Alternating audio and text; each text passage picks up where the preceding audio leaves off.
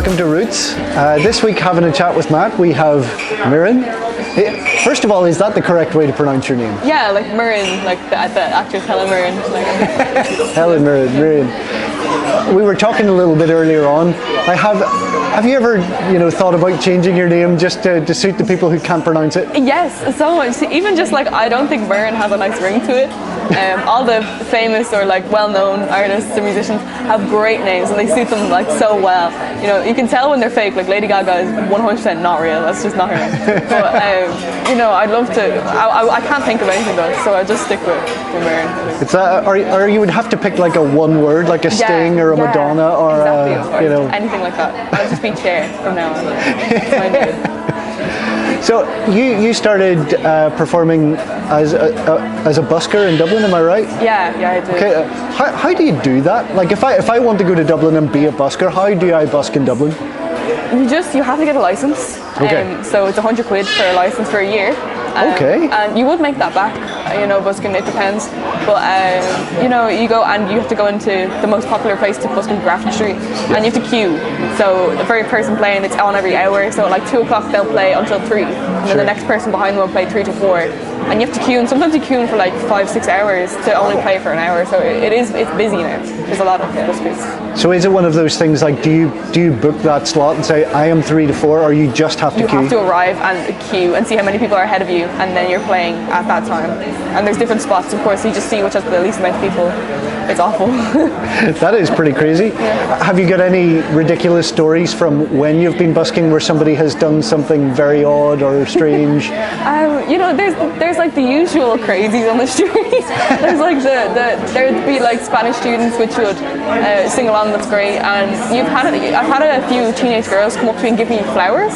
Wow. And then there's one guy who went around and he was dancing. He was really in his own world, and I had someone come up to me and just stare very close to me, like they were standing right in front of my mic and just stare at me. I'm kind of like, how are you? And I was quite young at the time. I was busking since I was like 12, 13, and I'd have these random people just looking at me, and you just have to go with it. So you were telling me earlier on that your eyesight is quite bad. Is that quite good for dealing with the crazies? It's great. It's good for everything. I don't have to like accept anything around me because I can't see it. So it's like, you know what I mean? If there's something awful going on, like if I'm playing a gig and there's just people not enjoying it or not listening, I don't have to see them. It's great. It's the best. You're just assuming that everybody's like looking at you nicely. Completely blind. Yeah. So, you obviously predominantly play the electric guitar.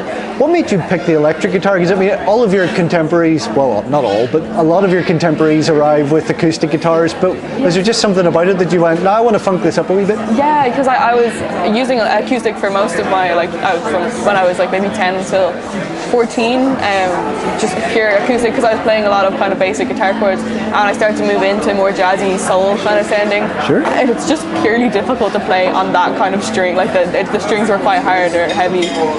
So electric's a lot easier and it looks cooler in my opinion. Someone comes out with electric, you're like, it kind of stands out from acoustic. So that was just it. It was just the look as well.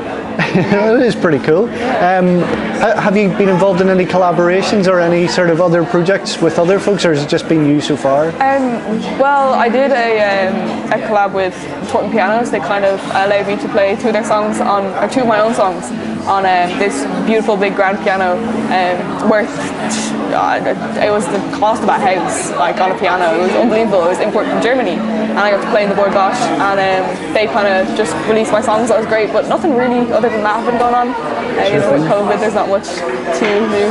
But, I don't know. That's fair enough. What is like? Have you some sort of like dream collaboration that you would go for in mind? Like, who would you like to guest with or write with? I would love to work with the likes of Tom Misch, Leanne LaHavis, or the big band Snarky Puppy. They're very cool. I would love to work with them. There's no way of that happening at all right now, but they're class. I listen to them a lot. They're just mad. Like they just do everything. They're just crazy, and I love it. It's great. It's pretty. I mean, this video might be the start of that. We're manifesting. I mean, you were saying you started at like 10 years old. What age are you now? I'm 15. I'm 16 this month. Okay, so like you're already like 5 miles down the road past everybody else I know who's like 30. But what is next for you? What are you hoping to do now? I'm hoping to release now that I'm 16. I can kind of work on that, and people take me a bit more seriously. Sure. Just write as much as I can. You know, I've been going over to the UK to work there a bit now, so that would be great. Kind of like expand out of Ireland or out of you know, Dublin and all that. So just kind of get what I can out of it. You know, just mainly write and release and see how that goes. See what I get kind of response out of it. Tell me a wee bit about your most recent release. She Got Him. That was obviously with first I won the songwriter competition, the junior one, and I was part of the prizes to release, and that was it. I feel like at that time I was trying to be very funky and very Prince-like, because I am a very big Prince fan. That stuff doesn't come naturally to my voice, I don't think, now that I've been, it's a year down the line from since then, and it doesn't come like naturally. I've realised I'm more kind of soul, my voice suits soul jazz kind of style of song, so that is completely different to my style now. You know, it's changed completely, and I do love that song because it was the first kind of funky song I've written, so it was completely different style to now. Like, people listen to that and go, she does not sound like that at all anymore. It's great, just show different sides of me.